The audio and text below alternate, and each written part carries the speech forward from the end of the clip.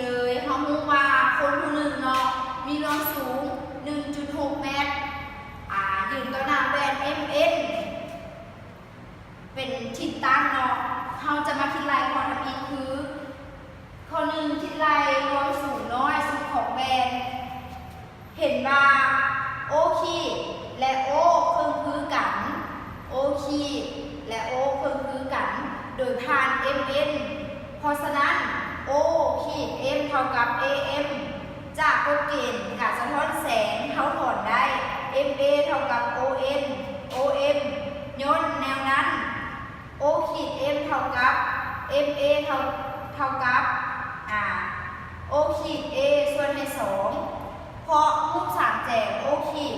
MN และ O ขีด AB จึงคือกันตามอัตราส่วน1/2ฉะนั้นเราได้ MN เท่ากับ AB หาร2เท่ากับ160/2เท่ากับ80เซนติเมตรฉะนั้นวงยาวน้อยสุดของแบน80เซนติเมตรวันนี้เราจะมาแก้ข้อที่2เนาะข้อที่2คิดลายระยะห่างอันหนึ่งสุดระหว่างขอบเบื้องมุมของแบนและพื้นเฮือนนี้เท่าไหร่เราจะมาแก้รูปสามแจก BSI และ B O ขีด B ขีดก็คือการต่างอัตราส่วน1/2เขามี SI เท่ากับ OB หารใน2จะเท่ากับ OB ของเราแมน AB ลบให้ AO